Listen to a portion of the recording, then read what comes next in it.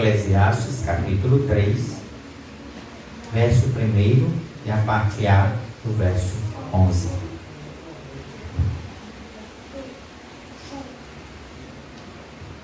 Todos encontraram? Diz assim o texto, verso 1. Tudo tem o seu tempo determinado e há tempo para todo propósito debaixo do céu. Amém. Parte A do verso 11. Tudo fez Deus formoso ao seu devido tempo. Feche os teus olhos, Pai. Nós queremos rogar a Ti a Tua misericórdia, que nós venhamos ser alcançados mais uma vez por Tua palavra. Que nós sejamos, Senhor, abraçados pelo Teu amor, por Tua misericórdia, por Tua graça. E que por meio da Tua palavra, nós possamos ter os nossos corações alcançados por Tua vontade, uma vez que Tu nos conheces em tudo. Sê sobre nós choramos em nome de Jesus. Amém. Podeis assentar? Eu estava refletindo hoje sobre o tempo. E a gente chega sempre ao final de um ano e nós temos toda aquela preocupação sobre quais serão os nossos propósitos para o ano seguinte. E é interessante que a gente sempre chega no fim do ano pensando, no próximo ano eu vou fazer assim, eu vou fazer de tal jeito, eu vou me comportar assim, eu vou realizar de tal forma. E a gente cria projetos. O projeto de perder peso, de entrar na academia, de fazer uma dieta, o projeto de estudar para um concurso, o projeto de assumir um tempo de universidade, de escola, e a gente cria N expectativas para o ano que vai chegando.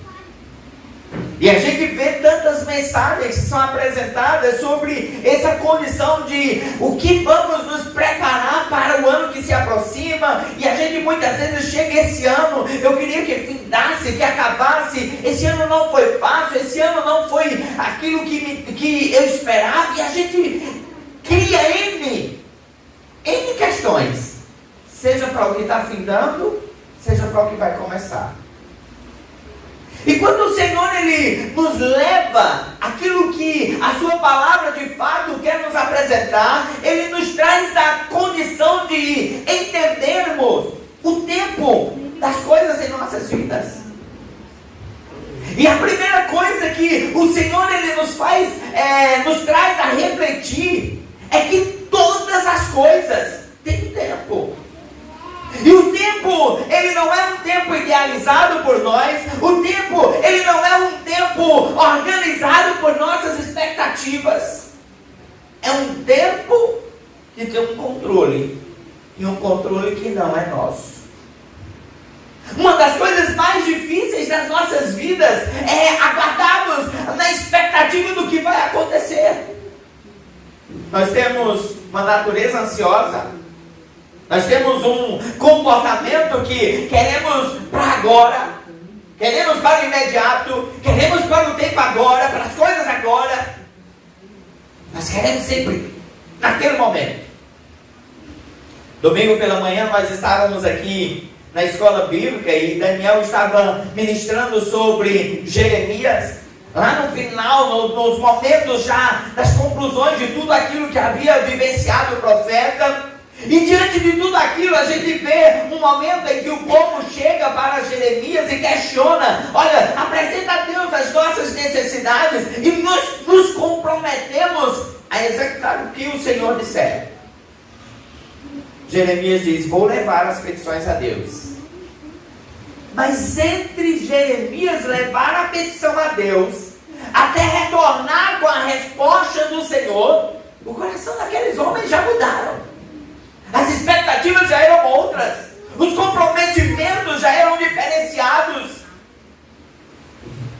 Diante daquilo tudo, aqueles homens já estavam parando diante de Jeremias e dizendo: não, tu está falando, não é de Deus.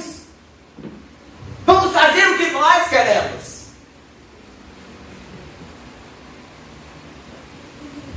E nós esquecemos que as coisas em nossas vidas, se não colocadas na condição do que o Senhor Ele quer, viveremos as consequências das nossas próprias escolhas. O rei Salomão, quando ele está escrevendo esse texto e ele está falando essas palavras sobre o tempo, ele está declarando algo que havia sido evidenciado em sua vida. E ele diz: tudo tem tempo. É como se ele quisesse nos trazer a refletir que nada conseguimos adiantar ou colocar para frente. Chegamos pelo ano. Eu não consigo adiantar o fim de um ano. Eu não consigo modificar o tempo de que ele há de acontecer. Ele já é algo pré-definido pelo Senhor. Mas por muitas vezes nós esquecemos que as coisas, elas não estão num propósito da nossa expectativa. Eu refletia sobre 2025 e eu ficava, essa semana particularmente, e orando ao Senhor, eu dizia: Deus, eu queria que terminasse. Eu queria que acabasse esse ano, que concluísse. Foi um ano tão pesado, tão difícil, com tantas coisas que não estavam na expectativa e aconteceram, e tantas coisas fugindo do aparente controle. E o Senhor me fazia refletir em um vídeo que me foi enviado. As coisas não têm na nossa mão para controlar. O ano termina e os problemas seguem. Porque não é a ideia fantasiosa de que ao final de um ciclo de ano as coisas vão ser diferentes. Não, é a vontade do Senhor. Nós precisamos ir para o que o próprio autor do texto, no verso 11, ele diz: é quem faz todas as coisas, é Deus. Quem faz todas as coisas é o Senhor.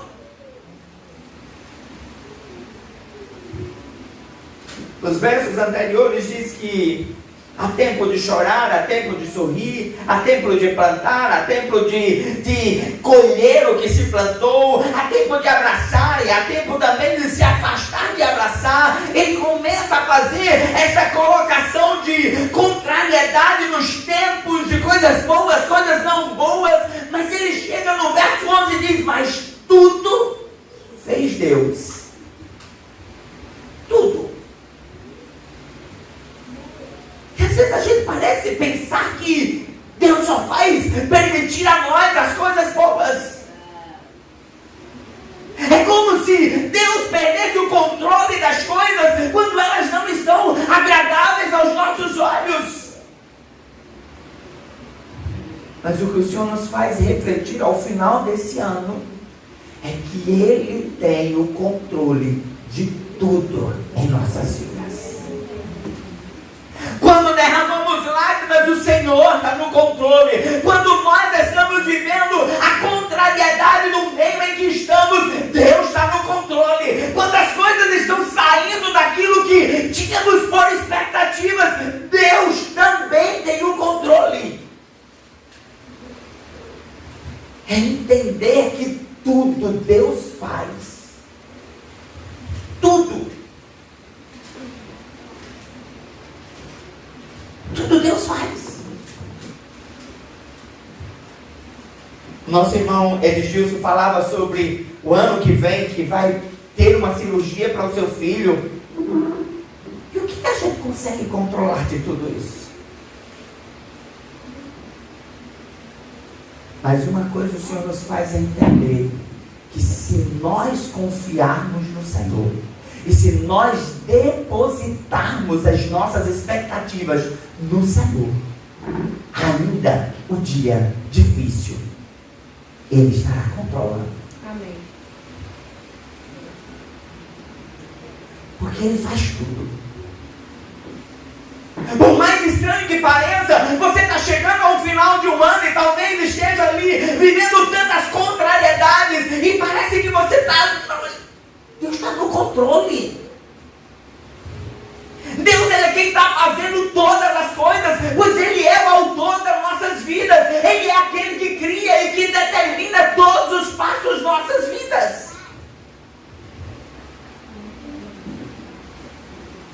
Quando o povo chegou para Jeremias e questionou, fala lá com o Senhor disse, se vocês me obedecerem, benção. Mas, se não aceitarem a minha voz, vai ter consequências. Controle, irmãos. E às vezes, para que nós venhamos viver a bênção do Senhor, nós vamos precisar perder. Às vezes, para vivermos o milagre do Senhor, nós vamos precisar padecer, enfrentar alguns dias difíceis, para que lá à frente nós possamos entender o tempo, e o tempo oportuno da bênção de Deus, pois o tempo oportuno da bênção do Senhor não está naquilo que é a nossa ótica. Não, Senhor, eu estou fazendo isso aqui, mas amanhã eu quero a bênção. Não.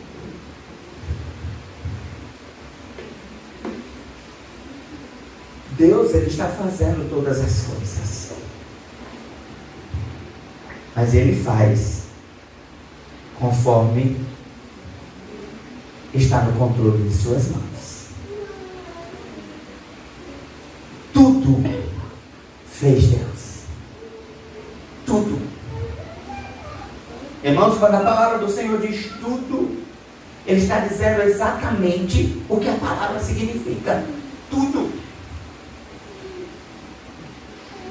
Samara contava o testemunho dela há um tempo atrás, sobre quando ela foi ter o Davi. Parecia tudo descontrolado. Parecia que o hospital não era aquilo. Não, esse hospital não era o que eu queria. A forma da cirurgia não era essa. Como eu queria que acontecesse não era essa. E a gente pensa que tudo está fora ali do controle. E quando a gente olha mais adiante, quando Deus permite que nós venhamos ver mais à frente, observamos que de fato todas as coisas continuavam dentro do controle do Senhor. Agora você imagina se Deus permitisse que tudo acontecesse como nós queremos. Samara teria ido para um hospital particular, costurada com uma linha das melhores. Mas qual era a consequência? Irmãos, o que nós precisamos trazer aos nossos corações é entender que tudo Deus está fazendo. Tudo, inclusive os dias difíceis. Inclusive os dias em que nós estamos olhando em nossa volta e não estamos entendendo. A palavra do Senhor diz que não entendemos hoje, mas amanhã, posteriormente, nós veremos o propósito real das coisas de Deus. Mas o que eu preciso entender? Deus está no controle. Sabe o que o autor ainda diz? Tudo, todas as coisas, todos os detalhes da minha vida, Deus fez. E ele ainda diz, Deus fez formoso. Irmãos, de fato nós somos limitados. Porque nós não conseguimos ver formosura nos dias difíceis. Nós queremos ver a formosura com tudo acontecendo adequadamente. E a gente só vai conseguir ver a formosura no cuidado do Senhor quando lá na frente nós vivenciamos a evidência da bênção. Só quando lá na frente acontece. Só lá na frente. A gente não consegue olhar no controle do Senhor. Eu me lembro que alguns anos atrás, quando eu estive internado, era estranho, irmãos, porque eu estava num dos piores momentos. Os exames estavam dando o pior dos piores diagnósticos. Eu estava com um nível de inflamação no pâncreas de alguém que bebe manhã, tarde, noite, de madrugada, tá ali, ó, enxerga a cara. E ninguém tinha respostas. Eu me lembro que quando a gente estava no quarto, uma senhora comum, acompanhando o seu marido do lado, olha e diz: não vi ninguém escapar dessa doença. Mas durante aqueles dias, por mais dores que eu estivesse sentindo, eu não conseguia pensar em morte, mas no cuidado do Senhor.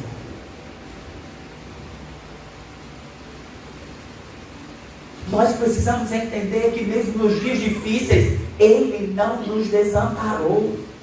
Mesmo nos dias de dificuldade, o Senhor, Ele não nos abandona. Ele está sempre ali do nosso lado para nos dar um fim de bênção. A palavra do Senhor diz que Ele tem planos e planos de bênção, planos de paz para aqueles que colocam a sua vida em uma devoção ao Senhor, em uma compreensão de que Deus, Ele está fazendo todas as coisas, porque Deus está fazendo.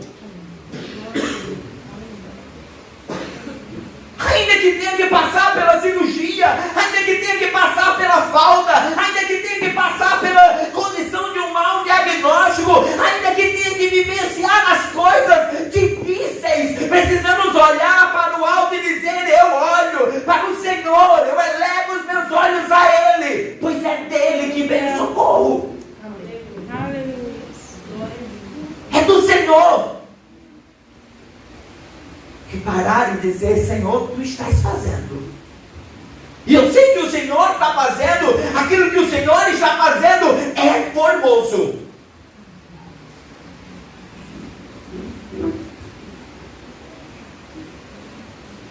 Mas que o Senhor tudo faz no seu tempo.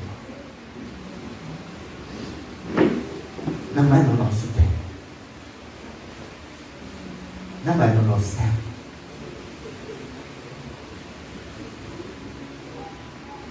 O Senhor faz no tempo dele, porque o Senhor conhece além, porque o Senhor sabe além, porque o Senhor não é limitado como nós somos. Nós não conseguimos ver além daquilo que está aqui, diante dos nossos olhos, mas o Senhor vê todas as coisas.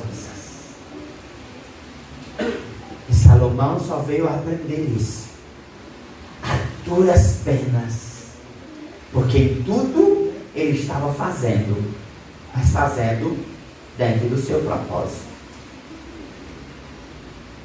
Quando é lá na frente, aí ele vai e para e diz: tudo tem um tempo determinado. Tudo. O livro de Eclesiastes, ele vai nos fazer refletir em tudo sobre o tempo do Senhor, sobre como o Senhor faz, sobre como o Senhor age, sobre como o Senhor se comporta em nossas vidas. E em todo o tempo Salomão está dizendo: é vaidade queremos executar a nossa vontade. E sabe, irmãos, nós estamos chegando ao finzinho desse ano. Últimos minutos desse ano. E nesses últimos minutos nós precisamos olhar para as nossas vidas e entender que não estamos vivendo uma ideia fantasiosa de que 2026 vem com um novo tempo. Não, queridos. Nós já estamos vivendo um novo tempo no Senhor. Amém. Porque a nossa esperança não está nessas coisas. A nossa esperança não está nesse mundo. A nossa esperança está no Senhor. É Ele. É Ele que faz. Talvez você tenha vivido dias difíceis durante esse ano. Amém, irmãos. Louve a Deus. Louve a Deus porque o Senhor lhe trouxe de pé até o dia de hoje. Porque você continua firmado nos propósitos de Deus.